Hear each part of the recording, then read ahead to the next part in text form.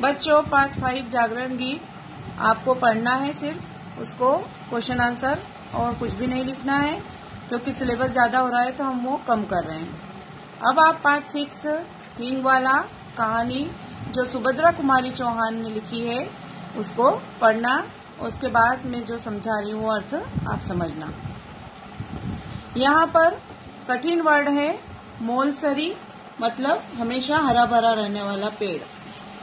प्रतीक्षा इंतजार, क्रोध गुस्सा, परसों परसों, प्रबंध इंतजाम, भीरू डरपोक, प्रलोभन लालच, ताकीद हिदायत, नीरवता शोरगुल, वक्त समय।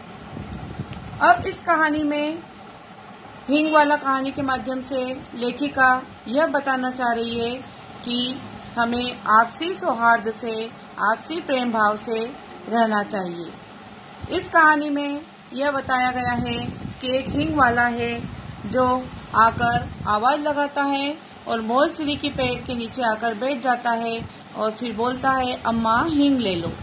लेकिन अम्मा के पास हींग होती है तो वो मना कर देती है कि मुझे हींग नहीं चाहिए।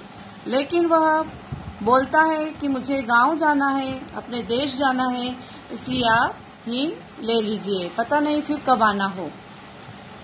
सावित्री उसे एक तोला हींग लेने के लिए कहती है। तभी सावित्री के बच्चे पीछे से आते हैं और मना कर देते हैं कि अम्मा हींग रखी है तो क्या करना ज्यादा पैसा देके हींग लेने के लिए। लेकिन वह नहीं मानती और खान भी उसके आगे एक तोला हींग सरका देता है। अब वह हींग 35 पैसे की होती है और वो 35 पैसे खान को दे देती है।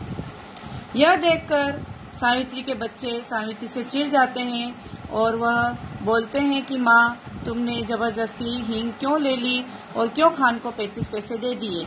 यदि हम मांगते तो तुम हमको 35 पैसे नहीं देती, हमको भी पैसे चाहिए। माँ बोलती है कि मैं खुले करवा के तुमको पैसे तीनों भाई बहन को दे दूंगी। फिर तीनों हिसाब लगाते हैं कि 1 रुपए में 35 पैसे 2 भाई बहन को आएंगे और एक को 30 पैसे आएंगे। छोटू को 30 पैसे दे देंगे। छोटू बोलता है, मैं 30 पैसे क्यों लूं, मुझे भी 35 पैसे चाहिए। तो दोनों भाई को बहन 35 पैसे का बोल के वो बोलती है 30 पैसे मैं रख लूंगी, और ऐसे करके फिर वो सो जाते हैं।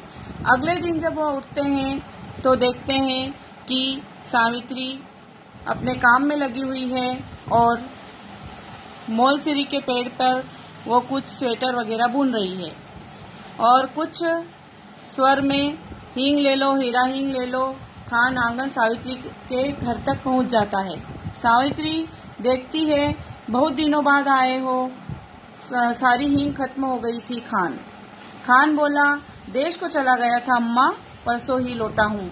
देखता हूँ यहाँ आकर कि यहाँ पर माहौल बिगड़ा हुआ है, हिंदू मुसलमानों के दंगे हो रहे हैं।